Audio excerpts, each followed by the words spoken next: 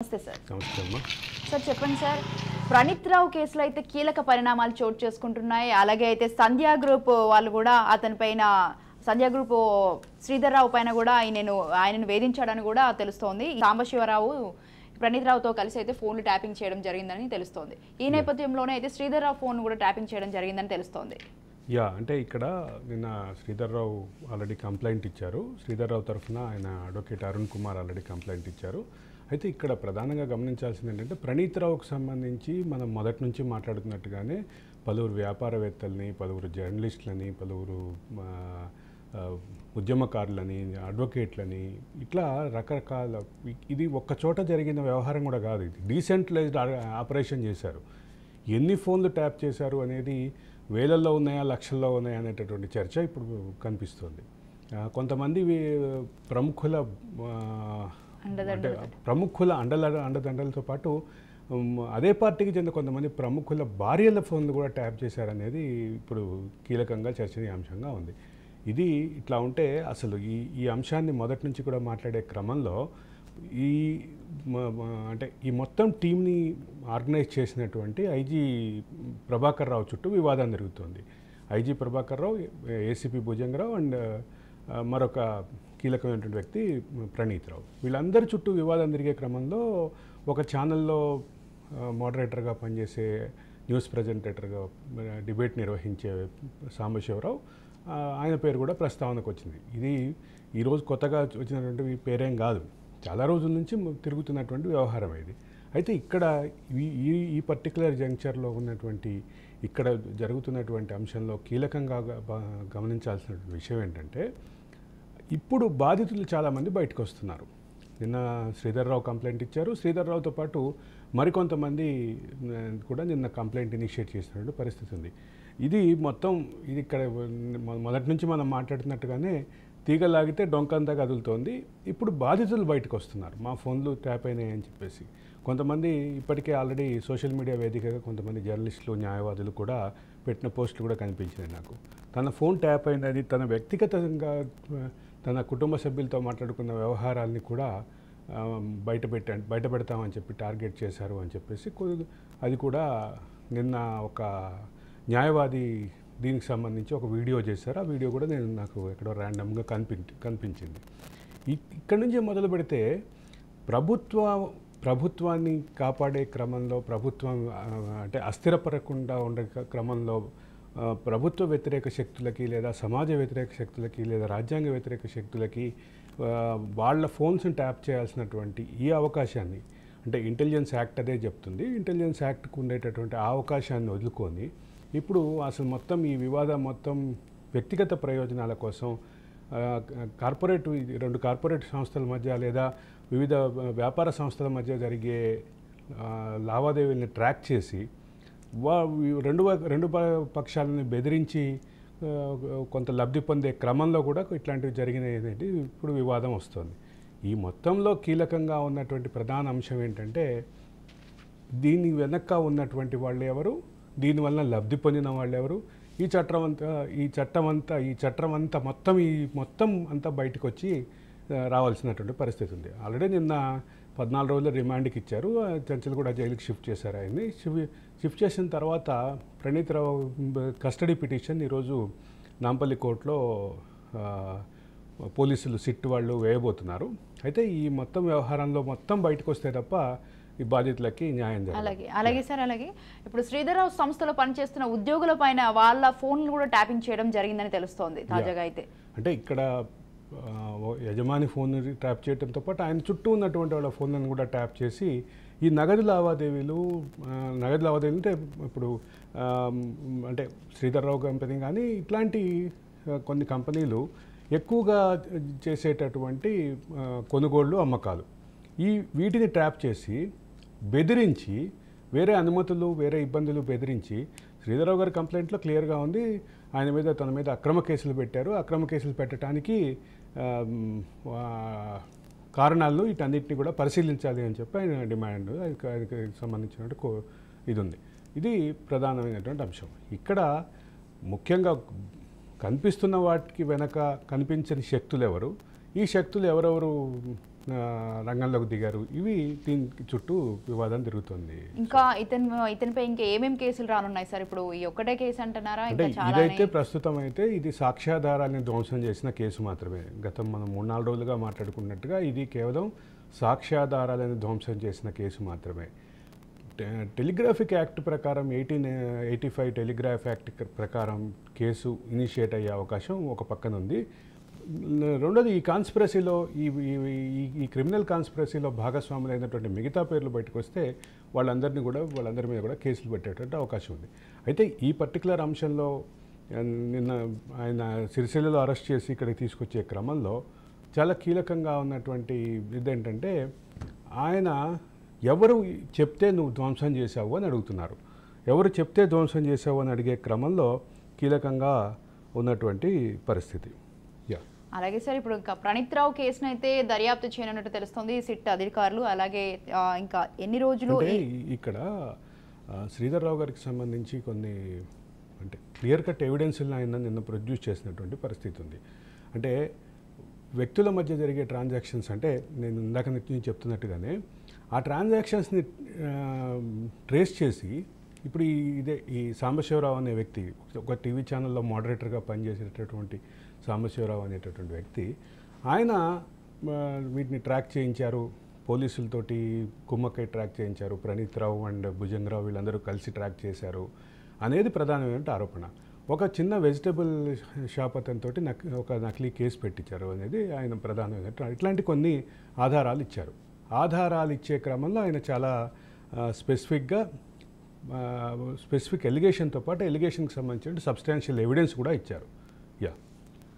చూసుకున్నట్టయితే సిక్ అయితే ఇంకా ప్రణీత్ రావు కేసును అయితే అప్పగించడం జరిగింది సార్. ఇంకా ఇతనిపై అయితే కస్టడీలో అయితే మరిన్ని విషయాలు రాబట్టున్నట్లయితే తెలుస్తోంది ప్రణీత్ రావు పైన అయితే. అంటే ప్రణీత్ రావు వివాదం ప్రణీత్ రావు దగ్గర ఆగట్లా. ప్రణీత్ రావు వివాదం మనం అన్నట్టుగా పలువురు వ్యక్తుల చుట్టూ తిరుగుతోంది. ఎంతమంది ఉన్నారు సార్ మరి దీంట్లో అయితే? అంటే ఇప్పుడు ప్రెస్ క్లబ్లో ప్రెస్ మీట్లో సాంబశివరావు స్వయంగా అడ్మిట్ చేశారు కొన్ని విషయాలు. అంటే ఆయన చెప్పకనే చెప్పారు, అవన్నీ కూడా బయటకు వస్తాయి. ఇప్పుడు బయటకు వచ్చే క్రమంలోనే ఆయన కొన్ని పేర్లు కూడా కోట్ చేశారు, అవన్నీ కూడా బయటకు వస్తాయి. బయటకు వచ్చే క్రమంలోనే ఉన్నాయి. సరే, ఇక్కడ ప్రధానంగా గమనించాల్సింది ఏంటంటే, ఒకటి కేసు, ఈ కేసు పూర్వపరాలు, ఈ కేసుకున్న సబ్స్టాన్షియల్ ఎవిడెన్స్, వీటితో పాటు ఇప్పుడు బయటకు వస్తున్నటువంటి బాధితులు, ఈ బాధితులు వచ్చి చెప్పేటటువంటి కేసులు, వీటన్నిటి నేపథ్యంలో అసలు ఇంటెలిజెన్స్ యాక్ట్ ఇచ్చేటటువంటి ఇంటెలిజెన్స్ యాక్ట్ ఎస్ఐబికి ఇచ్చేటటువంటి ఏదైతే స్పెషల్ పవర్స్ ఉంటాయో అవి దుర్వినియోగం అయినాయి. కాబట్టి అవి దుర్వినియోగం చేసి టెలిగ్రాఫిక్ యాక్ట్ ప్రకారం దాన్ని వైలేషన్ జరిగింది. కాబట్టి దాన్ని ప్రశ్నించేలాగా ఇప్పుడు ఆ రకమైనటువంటి కేసులు ఇనిషియేట్ అయ్యేటటువంటి పరిస్థితి ఉంది.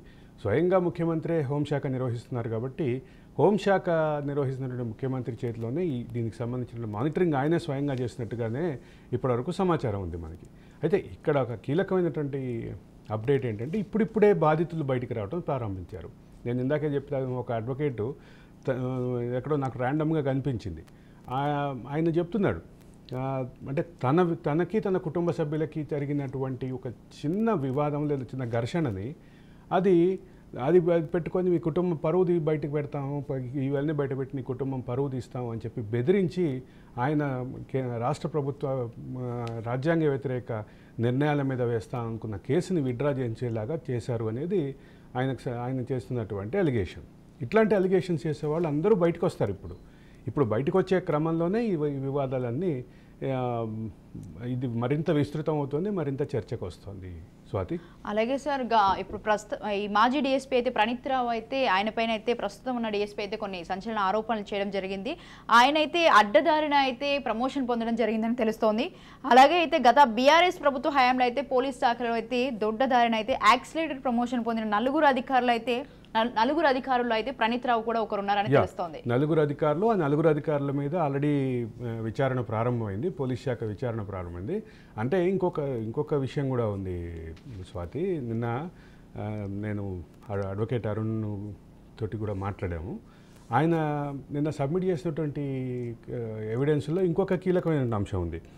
అక్టోబర్ 21, 2021 ఆ తేదీ రోజు ప్రణీత్ రావుతో పాటు ఇంకా కొంతమంది అధికారులు శ్రీధర్ రావు గారి పిఏని ఇంటెలిజెన్స్ ఆఫీస్కి పిలిచి మాట్లాడారు. ఏం మాట్లాడారు ఏంటో మనకు తెలియదు, కానీ పిలిచి మాట్లాడారు. అది డేట్తో సహా వాళ్ళు నిన్న కంప్లైంట్లో మెన్షన్ చేశారు.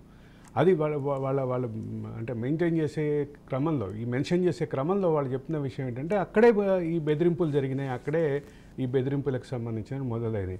అసలు ఒక పక్క గవర్నర్ తన ఫోన్ ట్యాప్ అయిందన్నారు, కేంద్ర మంత్రి కిషన్ రెడ్డి తన ఫోన్ ట్యాప్ అయిందన్నారు, 2 ఎంపీలు ప్లస్ 2 జాతీయ పార్టీలకి రాష్ట్ర అధ్యక్షులు బండి సంజయ్ అండ్ రేవంత్ రెడ్డి వాళ్ళ ఫోన్ ట్యాప్ అయిందన్నారు. అటువంటి బాధితుల్లో ఒకరైనటువంటి రేవంత్ రెడ్డి ఈరోజు ముఖ్యమంత్రి పదవిలో ఉన్నారు, హోంశాఖని ఆయన నిర్వహిస్తున్నారు. కాబట్టి ఈ అంశం ఖచ్చితంగా దీనికి ఒక లాజికల్ కంక్లూజన్ ఇచ్చే వరకు రేవంత్ రెడ్డి వదిలిపెట్టారు అనేది నాకు అనిపిస్తున్నటువంటి అంశం. అయితే మళ్ళా చెప్తున్నా, ఇప్పుడు ఇంటెలిజెన్స్ యాక్ట్ ఇచ్చినటువంటి స్పెషల్ ప్రొవిజన్ని దుర్వినియోగపరచడం అనేది ఒక పెద్ద ప్రైమ్ అఫెన్స్, ప్రైమ్ క్రైమ్ అది. దాంతోపాటు అదనంగా ఉన్నటువంటిది ఏంటంటే వ్యక్తుల స్వేచ్ఛని హరించటం, వ్యక్తులకు ఉండేటటువంటి జీవించే హక్కుని హరించటం, ఇట్లాంటి చాలా విషయాలు ఉన్నాయి దీంట్లో. ఈ అంశాల ఆధారంగా ప్లస్ 1885 టెలిగ్రాఫ్ యాక్ట్ కూడా చాలా గట్టి చట్టం కాబట్టి ఆ మేరకు కూడా ఇది కొంత అంటే బలమైనటువంటి కేసులు మరిన్ని వచ్చేటటువంటి అవకాశం అయితే క్లియర్గా కనిపిస్తుంది స్వాతి. అలాగే సార్, గత ప్రభుత్వంలో అయితే కావాల్సిన అధికారులకైతే చురుకుగా వ్యవహరించిన వాళ్ళకైతే ప్రమోషన్స్ ఇచ్చారని తెలుస్తోంది. అందులో అయితే మావోయిస్టులతో ముడిపడిన ఆపరేషన్లో అయితే ఎవరైతే చురుకుగా వ్యవహరించారో వాళ్ళకైతే ప్రమోషన్లు ఇచ్చారని గుర్తు చేశారు. ఎలాంటిది ఏమీ చేయకుండానే, తనకి నక్సలైట్లతో ఏం సంబంధం లేకుండా ఆపరేషన్ చేయకుండానే ఇతనికి ప్రమోషన్ వచ్చిందని తెలుస్తోంది. ఇక్కడ ప్రమోషన్లు ఇప్పుడు ఆయనతో పాటు ఈ ఎస్ఐలుగా జీవితం ప్రారంభించిన వాళ్ళు ఇంకా అడిషనల్ సిఐలుగానో ఉన్నారు. కానీ ప్రణీత్ రావుకు మాత్రం అంటే సర్వీస్ రూల్స్కి విరుద్ధంగా బైపాస్ చేసి ప్రమోషన్ ఇచ్చారనేది అలిగేషన్. ఇప్పుడు ప్రణీత్ రావు దగ్గర ఆగలేదు ఇది. ప్రణీత్ రావుతో పాటు మరికొంతమంది మరో 4 అధికారుల పేర్లు ఇప్పుడు కీలకంగా చర్చలోకి వచ్చినాయి. ఈ చర్చలోకి వచ్చిన పేర్లు ఇంతటితో ఆగే పరిస్థితి కూడా లేదు. ఇది పెరిగేటటువంటి పరిస్థితి ఉంది. అసలు ఇప్పుడు మనం ఇందాకటి నుంచి మీరు మాట్లాడినట్లుగా సాంబశివరావుకు సంబంధించిన వ్యవహారంలో సాంబశివరావు వీళ్ళని అడ్డం పెట్టుకొని అంటే పలువురికి సంబంధించినటువంటి నెట్వర్క్ని అంతా చేశారు అనేది సంజయ్ గ్రూప్ ఆరోపణ.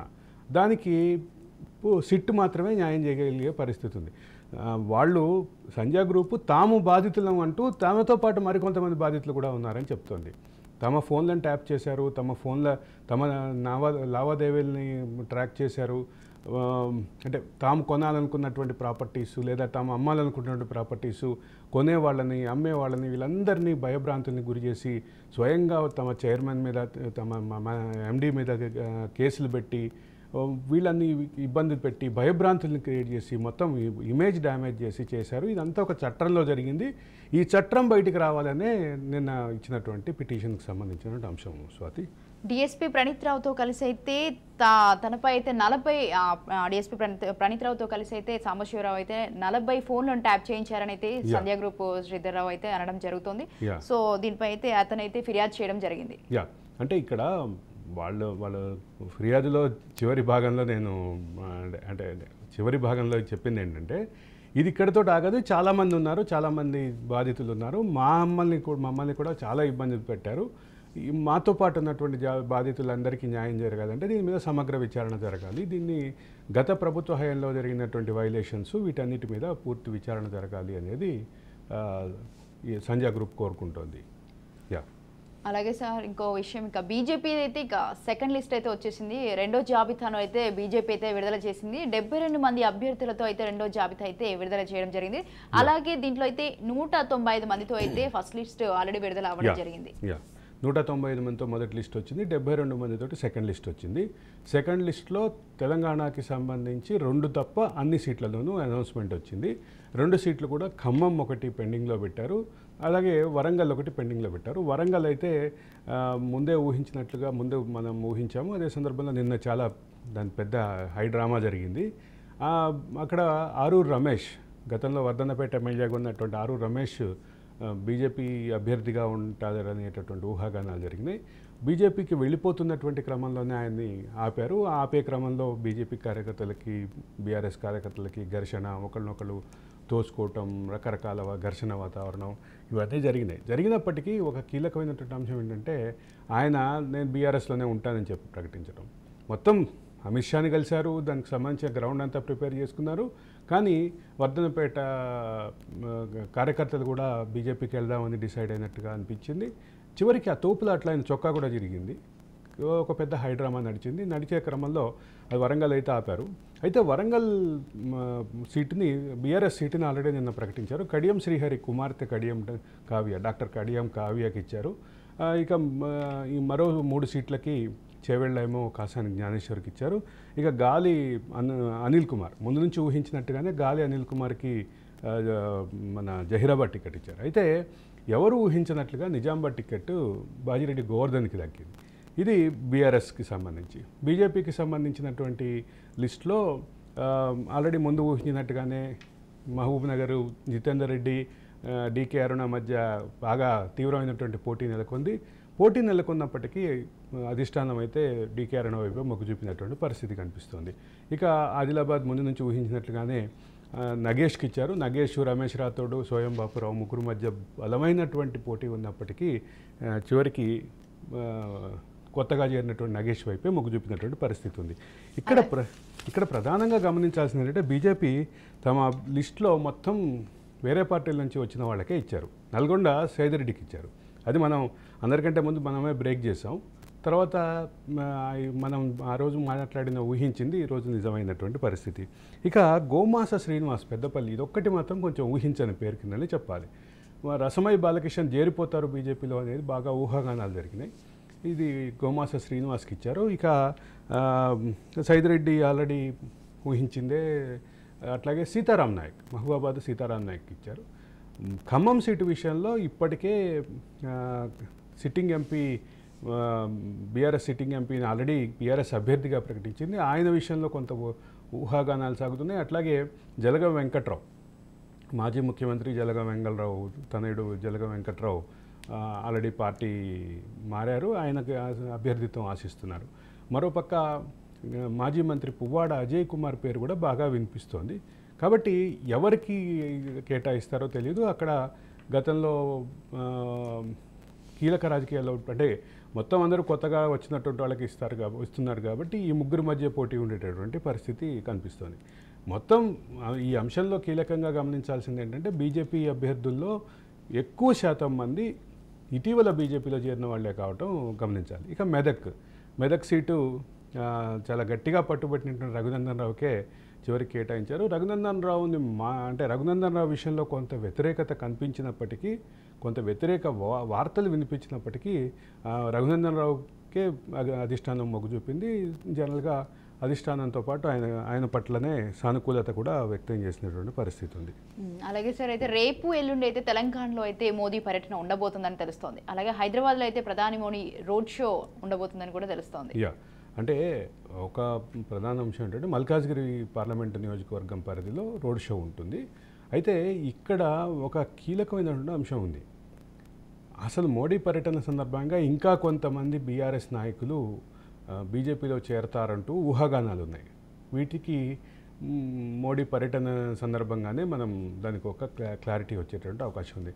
అయితే అమిత్ షా పర్యటన సందర్భంగా అమిత్ షాని కలిసి పార్టీలో చేరాలని డిసైడ్ అయ్యి వరంగల్ అభ్యర్థిత్వం ఆశించి వరంగల్ అభ్యర్థిగా దాదాపు కన్ఫర్మ్ అయినటువంటి ఆరూరు రమేష్ ఇంకా ఇప్పుడు ఒక డైలమా క్రియేట్ చేశారు. కాబట్టి ఈ నేపథ్యంలో వీళ్ళ మధ్య ఎవరు వెళ్తారు, ఎవరు ఉంటారు, ఎవరు కలుస్తారు, ఏంటి అనేది చూస్తే. అవును సార్, ఇంకా ఈ 2 స్థానాలకు తప్ప ఖమ్మము అలాగే వరంగల్కు తప్ప మిగతా 17 స్థానాల్లో అయితే అభ్యర్థులను అయితే ప్రకటించడం జరిగింది బీజేపీ అయితే. 15 స్థానాలకు ఆల్రెడీ ప్రకటించారు. ఈ 2 స్థానాలకు మాత్రమే పెండింగ్ పెట్టారు. ఈ రెండిట్లో కూడా మనం అనుకుంటున్నట్టుగానే ఆరూరు రమేష్ విషయంలో కొంత క్లారిటీ రావాలి. అయితే ఖమ్మం విషయంలో రకరకాల ఊహాగానాలు అయితే సాగుతున్నటువంటి పరిస్థితి ఉంది. ఒక పక్క నామా నాగేశ్వరరావు చేరతారనేది ఒక ఊహాగానం మాత్రమే. పువ్వాడ అజయ్కి సంబంధించిన ఊహాగానం ఉంది. ఆల్రెడీ జలగం వెంకట్రావు చేరారు కాబట్టి ఆయనకు అభ్యర్థిత్వం ఇస్తారనేటటువంటి ఊహాగానం ఉంది. వీటిలో వీళ్ళ ముగ్గురులోనే ఉంటుందా, ఇంకా కొత్త క్యాండిడేట్ని తీసుకొస్తారా, లేదా గతంలో పోటీ చేసినటువంటి వాళ్ళని రంగంలోకి దింపుతారా, ఇవన్నీ రకరకాలైనటువంటి చర్చలు ఊహాగానాలు అయితే ఉన్నాయి స్వాతి. అలాగే సార్ మై హోమ్ సిమెంట్ పరిశ్రమ యాజమాన్యంపై అయితే రేవంత్ సర్కార్ అయితే లాఠీ జులిపిస్తుందనే చెప్పాలి మనం. రేవంత్ రెడ్డి ముఖ్యమంత్రి కాకముందే క్లియర్గా ఇండికేషన్ ఇచ్చారు, మై హోమ్ విషయంలో, మై హోమ్ అక్రమాల విషయంలో మేము రాజీ పడము అని. మై హోమ్ వరకు వస్తే ఏంటంటే, మై హోమ్ విషయంలో ఇప్పుడు చేసినటువంటి స్టెప్ కూడా వాళ్ళ సిమెంట్ పరిశ్రమకి సంబంధించినటువంటి భూములకు సంబంధించినటువంటి వ్యవహారం. అది కూడా భూదాన్ భూములు. తెలంగాణలో భూదాన్ ఉద్యమం పెద్ద ఎత్తున నడిచింది. వినోబా భావే మొదటి అధ్యక్షుడిగా ఉన్నారు భూదాన్ ఉద్యమానికి. భూదాన్ ఉద్యమం ప్రారంభించింది కూడా వినోబా భావే. వినోబా భావే ప్రారంభించినటువంటి భూదాన్ ఉద్యమాన్ని తర్వాత కాలంలో ప్రభాకర్జీ అనే ఆయన రెండో అధ్యక్షుడిగా ఉన్నారు. ఈ మొత్తం ప్రస్థానంలో అనేక భూములు భూదానికి ఇచ్చినటువంటి భూములు లబ్ధిదారులకు అందినాయి.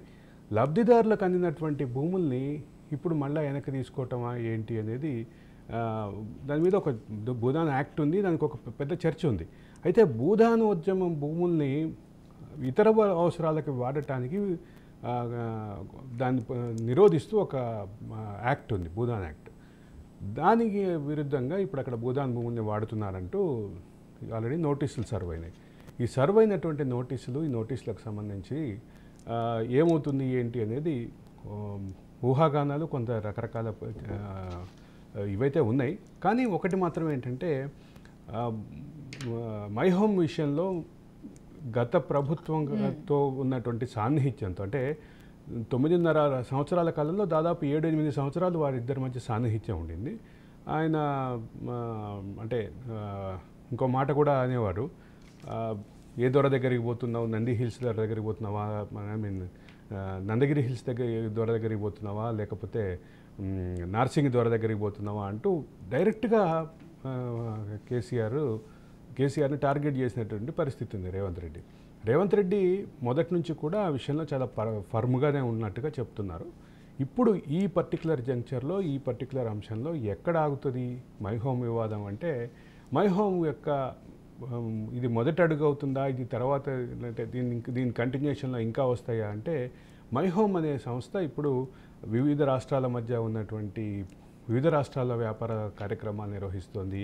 మై హోమ్ సంస్థ రకరకాల వ్యాపారాల రంగంలో ఉంది, మీడియా రంగంలో ఉంది, మరికొన్ని వ్యాపార రంగాల్లో ఉంది. కాబట్టి దీనికి సంబంధించినటువంటి ఫర్మ్ స్టెప్ ఏం తీసుకుంటారు రేవంత్ రెడ్డి అనేది చూడాలి. అయితే ఇది రేవంత్ రెడ్డి స్థాయిలో జరిగిందా, లేదా కింద మామూలుగా ప్రభుత్వం ఇచ్చే రెగ్యులర్ వ్యవహారంగా చూడాలా అంటే, గతంలో ఈ ప్రభుత్వం ఇచ్చే రెగ్యులర్ వ్యవహారాలు మై హోమ్ మిషన్లో జరగలేదు. మై హోమ్ మిషన్లో గతంలో ప్రభుత్వం ఇచ్చినటువంటి ఈ ఏవైతే ఉన్నాయో రెగ్యులర్గా జరిగేటటువంటి ప్రభుత్వ అధికారులు, అంటే తహసీల్దార్లు, లేదంటే ప్రిన్సిపల్ సెక్రటరీలు, లేదా రెవెన్యూ సెక్రటరీలు, లేదా ఆర్డీఓలు, కలెక్టర్లు, వీళ్ళందరూ మై హోమ్ మిషన్లో తయారు చేసినటువంటి ఫైల్స్ని తొక్కిపట్టారు అని గత ప్రభుత్వం మీద ఆరోపణలు ఉన్నాయి. ఆ నేపథ్యంలో ఇప్పుడు మై హోమ్ అనేది వివాదం అనేది కొంచెం కీలకంగానే చూడాలి. రేవంత్ రెడ్డి స్థాయిలో జరిగిందా లేదా అనేది కొంత అనుమానాలు ఉన్నప్పటికీ ఇదైతే ఒక రెగ్యులర్ స్టెప్గా అయితే కనిపించట్లేదు. ఒక ఇంటెన్సివ్ స్టెప్గానే కనిపిస్తుంది. ఇంటెన్సివ్ స్టెప్గానే ఒక ప్రభుత్వం వేగంగా వెళ్లే క్రమంలో ఇది మొదటి అడుగుగానే కనిపిస్తుంది. అది ఏ రకమైనటువంటి డైరెక్షన్లో వెళ్తుంది. అలాగే సార్, ఈ భూదాన్ కబ్జాల వెనక అయితే మాజీ ముఖ్యమంత్రి కేసీఆర్ హస్తం కూడా ఉందని అయితే అంటే కేసీఆర్కి రామేశ్వరరావుకి కొంతకాలం సాన్నిహిత్యం, దాదాపు 7.5 సంవత్సరాలు 8 సంవత్సరాలు సాన్నిహిత్యం ఉంది. కాబట్టి ఆ రకమైనటువంటి ఆరోపణలు వస్తాయి. ఆరోపణలు కూడా దానికి సబ్స్టాన్షియల్గా కూడా కనిపిస్తుంటాయి. కానీ ఇప్పుడు నేను అదే చెప్పాను, స్థానికంగా ఉన్నటువంటి తహసీల్దార్ నుంచి ప్రిన్సిపల్ సెక్రటరీ వరకు వాళ్ళ విధులు మై హోమ్ విషయంలో గతంలో చేయలేకపోయారు అనేవి ఆరోపణ, విమర్శ, ఆ రకమైనటువంటి ఇది ఉంది. కాబట్టి గ్రౌండ్గా అట్లా కనిపిస్తుంది. కాబట్టి ఇప్పుడు ఈ స్టెప్ మొదటి స్టెప్గా చూడాలా, ఇదే ఒక నార్మల్ స్టెప్గా చూడాలా అనేది ఒక చిన్న డిస్కషన్ అయితే ఉంది. మై హోమ్ విషయంలో ఫర్మ్గా కఠినంగా వెళ్ళాలనే రేవంత్ రెడ్డి ఆలోచనలకి భాగంగా చూడాలా, లేదా ప్రభుత్వం రెగ్యులర్గా చేసేటటువంటి ఒక సాంప్రదాయకమైనటువంటి నోటీస్గా చూడాలా అనేది ఒక కన్ఫ్యూజన్ అయితే ఉంది. అదైతే 4 రోజుల్లో 3-4 రోజుల్లో దానికి క్లారిటీ వచ్చేటటువంటి అవకాశం ఉంది. అలాగే సార్, ఈ రోజు అయితే ఇంకా ఢిల్లీకి అయితే సీఎం రేవంత్ రెడ్డి వెళ్తున్నారు. కాంగ్రెస్ ఎన్నికల కమిటీ మీటింగ్ 2వ జాబితాను ఈరోజు విడుదల చేయడానికి అయితే కాంగ్రెస్ అయితే ఇప్పటికే లిస్ట్ను సిద్ధం చేయడం జరిగింది. యా, అంటే ఇక్కడ ఒక కీలకమైన అంశం ఉందమ్మా. రేవంత్ రెడ్డి ఈరోజు వెళ్తున్నారు. ఇది ఈరోజు సెంట్రల్ ఎలక్షన్ కమిటీ మీటింగ్ ఉంది. Congress central election committee meeting ఉంది. ఇప్పటివరకు అభ్యర్థుల ప్రకటన రాలేదు కాబట్టి అభ్యర్థుల ఎంపిక చుట్టూ ఉన్నటువంటి ఆశావాహులు వీళ్ళందరికీ ఈ ఆశావాహులతో పాటు అభ్యర్థుల ఈ లిస్టుతో పాటు ఈ లిస్ట్ ఆధారంగా రాబోయే పదవులు, నామినేటెడ్ పదవులు, వీటన్నిటి కోసం ఆశగా కాంగ్రెస్ శ్రేణులు అయితే ఎదురు చూస్తున్నటువంటి పరిస్థితి ఉంది. కాంగ్రెస్ 10 ఏళ్ల పాటు అధికారంలో లేదు. రెండోది, గత 10 ఏళ్లలో చాలామంది కాంగ్రెస్ కార్యకర్తలు సఫర్ అయ్యారు, చాలా హ్యూమిలేషన్ ఫీల్ అయ్యారు, కేసులు ఎదుర్కొన్నారు, రకరకాల ఇబ్బందులు పడ్డారు. వాళ్ళందరినీ ఇప్పుడు రివార్డ్ చేయాలి అనేది రేవంత్ రెడ్డి ఆలోచన అనుకోండి. దానికి అంటే పార్లమెంట్ అభ్యర్థుల ఎంపికతో పాటు పార్లమెంట్ అభ్యర్థుల ఎంపికతో కొనసాగింపుగా ఈ పదవుల పంపిణీ ఉంటుంది. ఫర్ ఎగ్జాంపుల్, రేవంత్ రెడ్డికి అత్యంత ఆప్తుడైనటువంటి పటేల్ రమేష్ రెడ్డికి నల్గొండ సీట్ ఇవ్వాలి అని, నల్గొండ సీట్ ఇస్తారని కూడా ఊహాగానాలు జరిగినాయి. కానీ అక్కడ జానారెడ్డి కుమారుడికి ఆల్రెడీ అనౌన్స్ చేసేశారు. కాబట్టి ఇప్పుడు పటేల్ రమేష్ రెడ్డికి ఏదో ఒక తగినటువంటి పోస్ట్ ఇవ్వాల్సినటువంటి పరిస్థితి ఉంది. కాబట్టి వీటన్నిటి ఊహాగానాలకి ఎప్పుడు తెరలేస్తుంది అంటే మొత్తం అభ్యర్థుల లిస్టు బయటకు వచ్చినప్పుడే తెరలేస్తుంది. యా, అలాగే సార్, ఏపీ విషయానికి చూసుకున్నట్టయితే ఈరోజు టీడీపీ 2వ జాబితా విడుదల చేయడానికి తెలుస్తోంది. 25 నుంచి 30 స్థానాలకైతే టీడీపీ అభ్యర్థులను ప్రకటించినట్టు చంద్రబాబు అయితే తెలుస్తోంది. యా, అంటే పొత్తుకు ఒక క్లారిటీ వచ్చింది. పొత్తు ముందు నెంబర్ క్లారిటీ వచ్చింది. నియోజకవర్గాల ఎంపిక క్లారిటీ వచ్చింది. ఆల్రెడీ ఇప్పటికే 99 సీట్లు ఈ 2 పార్టీలు కలిసి ప్రకటించిన పరిస్థితి. ఈ మిగతా సీట్లకు సంబంధించిన ఈ అభ్యర్థుల ప్రకటన తర్వాత అసంతృప్తుల బుజ్జగింపులు, రెబల్స్గా మారకుండా మిత్రపక్షానికి కేటాయించిన దగ్గర మిత్రపక్షానికి పనిచేసేలాగా ఈ ఎక్సర్సైజు తెలుగుదేశానికి అవసరం, బీజేపీకి అవసరం, మన జనసేనకు అవసరం. ఇప్పుడు ఈ పొత్తు యొక్క ఫలితాలు అందాలంటే, పొత్తు యొక్క ఫలితాలు గ్రౌండ్ లెవెల్లో స్థానికంగా దాకా పనిచేయాలి అంటే, పొత్తు వలన ఒక విజయం సాధించాలి అంటే ఈ సమన్వయం చాలా అవసరం. మొదట నాయకుల మధ్య సమన్వయం అవసరం, నాయకుల మధ్య సమన్వయం తర్వాత కార్యకర్తల మధ్య సమన్వయం అవసరం, ఆ తర్వాత ఓటు ట్రాన్స్ఫర్ అవసరం. ఈ 3 జాగ్రత్తగా ఆర్గనైజ్ చేసుకుంటేనే, ఈ 3 జాగ్రత్తగా ఇంప్లిమెంట్ చేసుకుంటేనే ఫలితం వచ్చేటటువంటి పరిస్థితి ఉంది. Swathi. Right. Thank you sir, thank you so much sir. So ఇది ఇవాల్టి 2 రాష్ట్రాల్లో జరుగుతున్న పొలిటికల్ అనాలిసిస్ జరగడం జరిగింది. సో మరో ఎపిసోడ్లో మళ్ళీ కలుద్దాం. Until then keep watching Raj news.